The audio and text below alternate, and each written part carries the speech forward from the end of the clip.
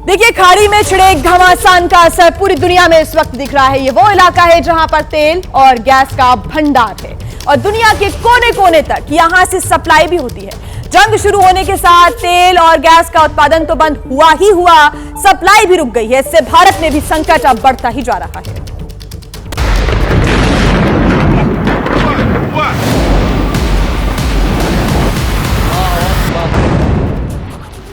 मध्य Asia बारूदों के बीच घिर गया है और उसका असर भारत तक दिखने लगा है। दिल्ली हो या लखनऊ, चंडीगढ़ हो या मुंबई, हर रोज गैस एजेंसियों के सामने एलपीजी सिलेंडर के लिए ऐसी ही लंबी लंबी कतारें दिख रही हैं। एलपीजी सिलेंडर के लिए परेशान लोगों की एक जैसी तस्वीर हर शहर में नजर आने लगी है। लोग घंटों लाइन में खड़े हो रहे हैं। हालांकि सरकार कह रही है कि गैस का पर्याप्त स्टॉक है। सरकार ने घरेलू गैस सिलेंडर के दाम 60 रुपए बढ़ा दिए हैं। दिल्ली में 14 किलोग्राम वाला एलपीजी गैस सिलेंडर 913 रुपए का मिल रहा है, जबकि पहले ये 853 रुपए का था। तो वहीं 19 किलो वाला कमर्शियल सिलेंडर 1883 रुपए का मिल रहा है। मिडिल ईस्ट में जारी युद्ध की स्थिति का असर भारत में भी पड़ता दिखाई दे रहा है। जो घरेलू गैस सिलेंडर हैं उन पर काफ़ी असर पड़ रहा है। मुंबई की अगर बात करूं तो 20% ऐसे होटल्स हैं जिन पर इनका असर पड़ा है और होटल जो हैं आज सुबह से ही बंद दिखाई दे रहे हैं। सरकार ने कमर्शियल सिलेंडर की कीमत तो बढ़ा दी, लेकिन सप्लाई में दिक्कत हो रही है। दरअसल गैस के लिए इतनी मारामारी इसलिए मची है क्योंकि भारत में 26% गैस यूएई से आती है। कतर से कुल जरूरत की 22% गैस आती है। सऊदी अरब से भारत 19% गैस आयात करता है और अन्य देशों से करीब 33% गैस आती है। भारत में खाड़ी और अरब देशों से जो गैस आती है उनमें से 85% हिस्सा ईरान के स्ट्रेट ऑफ हॉर्मुज से आता है, जो युद्ध की वजह से बंद है और इसलिए गैस की इतनी मारामारी मची है। There is absolutely no shortage of fuel. More details are being worked out. There is a serious war going on as they are monitoring the situation very closely. सरकार कह रही है कि घबराने की जरूरत नहीं है, गैस का पर्याप्त स्टॉक है, लेकिन गैस एजेंसियों के बाहर दिख रही अफरा तफरी वाकई में संकट को उजागर कर रही है या फिर लोगों में बेवजह घर में गैस सिलेंडर जमा करने की होड़ मची हुई है। देखिए, युद्ध कहीं भी हो, पूरी दुनिया में इसका असर देखने को मिल ही जाता है। अब मिडिल ईस्ट में युद्ध की आग का असर दुनिया भर में एनर्जी सेक्टर पर खास तौर से देखने को मिल रहा है। और अगर हम सिर्फ भारत की बात करें तो एलपीजी को लेकर चिंताएं बढ़ने लगी। हालांकि सरकार की तरफ से पर्याप्त स्टॉक होने का भरोसा दिलाने के साथ ही बड़े कदम भी उठाए जा रहे हैं।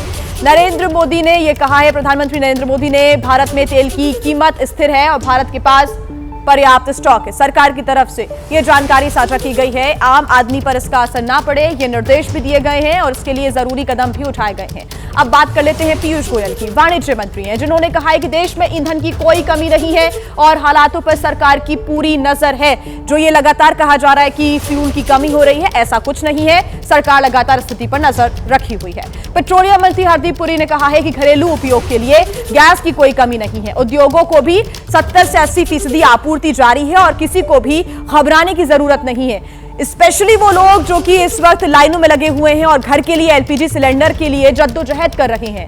ऐसे में घरेलू उपयोग के लिए गैस की कोई कमी नहीं है। ऐसे में पैनिक होने की जरूरत नहीं है। सरकार की तरफ से लगातार कहा जा रहा है उद्योगों को भी 70 से 80% जो गैस है उसकी आपूर्ति के लिए सरकार तैयार है, देश तैयार है। अब आपको हम बता देते हैं कि देश में एलपीजी संकट ना हो, इसके लिए सरकार ने क्या क्या कदम उठाए हैं आपको बता देते हैं। गैस सप्लाई कंट्रोल करने के लिए कदम उठाए गए हैं। आवश्यक वस्तु अधिनियम भी लागू कर लिया गया है ताकि कोई भी संकट और किसी को दिक्कतें यहां पर एलपीजी सिलेंडर को लेकर या फिर एलपीजी या फिर ईंधन को लेकर ना हो। सप्लाई की समीक्षा के लिए भी कदम उठाए गए हैं एलपीजी की, और हाई लेवल कमेटी भी इसको लेकर बना दी गई है ताकि सबकी समीक्षा समय समय पर की जा सके।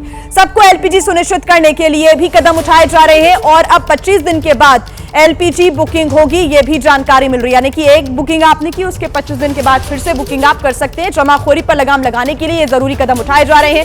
साथ ही अब अनिवार्य कर दिया गया ओटीपी और बायोमेट्रिक, इसी के माध्यम से आपको सिलेंडर मिल सकेगा। अगर आप अपना ओटीपी शेयर करेंगे उसके बाद ही आपको गैस का सिलेंडर मिल सकेगा। घरेलू गैस की कमी रोकने के लिए कदम उठाए जा रहे हैं। एलपीजी उत्पादन बढ़ाने के भी आदेश यहां पर दे दिए गए हैं ताकि देश के अंदर जो एलपीजी का उत्पादन है वो भी अपने आप सरकार की तरफ से कदम उठाए गए हैं, ये बढ़ता रहे और लोगों को कोई दिक्कतें ना आए। लगातार सरकार कह रही है कि कोई टेंशन लेने की जरूरत नहीं है, पैनिक नहीं करना है। तो कमर्शियल गैस सिलेंडर की किल्लत ने देश भर के रेस्टोरेंट और होटल मालिकों की माथे की शिकन को लेकर जरूर बढ़ा दिया है। मुंबई, बेंगलुरु और कई बड़े शहरों में होटल बंद होने का खतरा मंडराने लगा है। और सबसे बड़ा असर उस मुंबई पर पड़ता दिख रहा है जो कभी नहीं रुकती। मुंबई के 20% होटल बंद पड़े हुए हैं और इसी तरह गैस की किल्लत रही तो 50% होटल्स बंद हो सकते हैं। गैस सप्लाई की दिक्कत के चलते मुंबई में 20% होटल और रेस्टोरेंट बंद दिखाई दे रहे हैं। ये सैंडल्स रोड का एक होटल मैं आपको दिखा रही हूँ। ये देखिए पूरी तरह से शटर बंद हो गया। अंदर एम्प्लॉयज हैं, कर्मचारी हैं, लेकिन होटल नहीं खोल सकते क्योंकि गैस सप्लाई यहाँ पर मौजूद नहीं है। 20% मुंबई में रेस्टोरेंट्स बंद हैं। गैस सप्लाई की दिक्कत का असर जो है वो देखने मिल रहा है। बेंगलुरु में ये संकट मुंबई से भी बड़ा है, जहां गैस की किल्लत की वजह से बेंगलुरु होटल्स एसोसिएशन ने शहर के सभी होटल बंद रखने का ऐलान किया है। मिडिल ईस्ट में चल रहे जंग के हालात के बीच बेंगलुरु में कमर्शियल गैस सिलेंडर का संकट बढ़ गया है और अब ऐसे हालात आ गए हैं कि होटल्स को लगभग खुद को बंद करना पड़ेगा क्योंकि सिलेंडर्स की सप्लाई जो है वो बंद हो चुकी है। ठीक यही हाल चंडीगढ़ का भी है, जहां होटल और रेस्टोरेंट के मालिक गैस की किल्लत का सामना कर रहे हैं, जिनके सामने होटल और रेस्टोरेंट बंद रखने के अलावा कोई और चारा नहीं बचा है। हालात तो भी बिगड़ने लग गए हैं जी। आज हमारे को पहली बारी हमारे मेंबर्स के फोन आ रहे थे कि हमारे पास गैस नहीं है, तुम क्या करें। हमने कुछ ऑर्डर्स बुक किए हुए हैं, उनका क्या किया जाए। कल तक तो नहीं लग रहा था, लेकिन आज से ये समस्या जो है वो सामने आ रही है। देश भर में हो रही इस परेशानी को देखते हुए national restaurant association of India ने सरकार से मांग की है कि उन्हें कमर्शियल गैस सिलेंडर मुहैया कराए जाए, नहीं तो 75% रेस्टोरेंट पर बंद होने का खतरा मंडराने लगेगा। हमारी आज दरखास्त है, एक बहुत ही हम्बल सबमिशन है गवर्नमेंट को कि हमारे को प्रायोरिटाइज किया जाए same level as domestic cylinder. अगर 75% of all restaurants in India LPG use करते हैं as primary source of fuel, 75%, तो 75% रेस्टोरेंट तो बंद होने की हालत में आ जाएंगे 3-4 दिन के अंदर। मतलब एकदम साफ है, सिलेंडर नहीं मिला और होटल बंद हुए तो हजारों करोड़ों का नुकसान होगा, जिसका असर देश की अर्थव्यवस्था पर भी होगा। अब देखिए महायुद्ध के संकट का असर हवाई यात्रा पर भी पड़ने लगा। एयर इंडिया ने घरेलू के साथ साथ विदेशी उड़ानों के अलग अलग रूट्स पर भी फ्यूल सरचार्ज लगा दिया है। इसका मतलब यह कि फ्लाइट्स के जो दाम है उसमें बढ़ोतरी। ईरान के साथ अमेरिका और इजरायल का युद्ध 12 दिन से जारी है। तेल की कीमतों को लेकर पूरी दुनिया में चिंता का माहौल है। गैस सप्लाई में भी बाधा आ रही है। अब एक और बुरी खबर है कि एयर इंडिया ने हवाई यात्रा पर फ्यूल सरचार्ज का ऐलान किया है।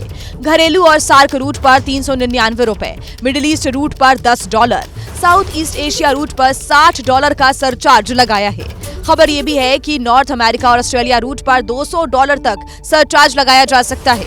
युद्ध के हालात में पहले से ही विदेश की यात्रा महंगी हो चुकी है और अब ये और महंगी हो गई है। इसे इस तरह से समझ सकते हैं कि जहां पहले दिल्ली से लंदन का हवाई किराया 32 से 40 हजार रुपए होता था, वो अब 90 हजार के पार चला गया है। इसी तरह दिल्ली से अबू धाबी का जो किराया 11 से 17 हजार रुपए होता था, वो अब 43 हजार हो गया है। वहीं युद्ध की वजह से काफी संख्या में उड़ानें रद्द करनी पड़ी। पूरी दुनिया में 27 हजार से ज्यादा फ्लाइट कैंसिल हुई।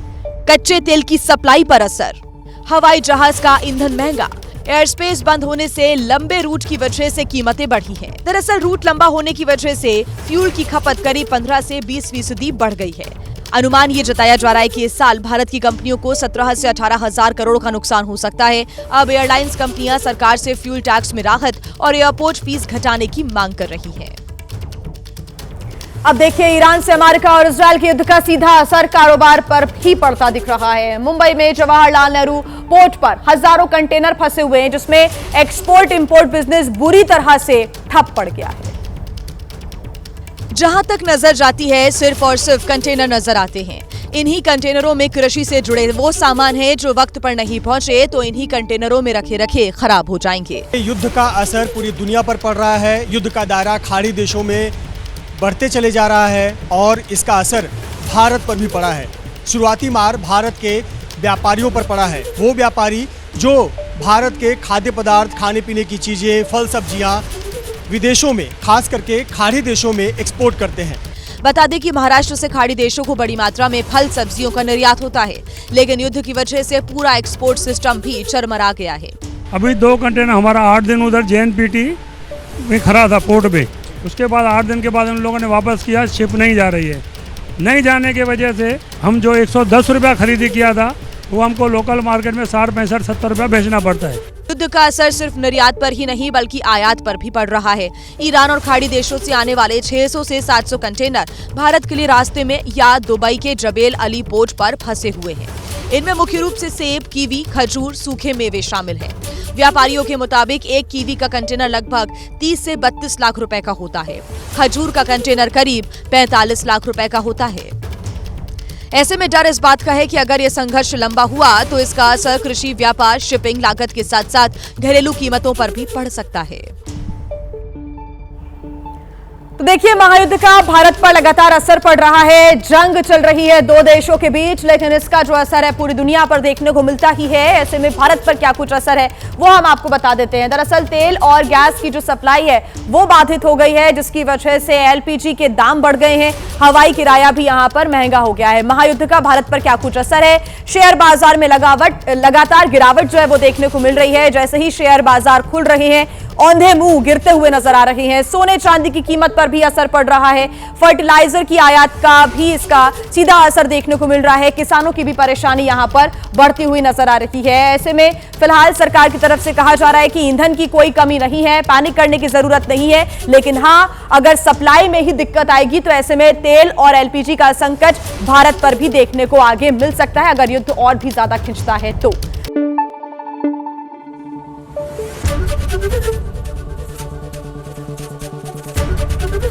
एबीपी न्यूज आपको रखे आगे।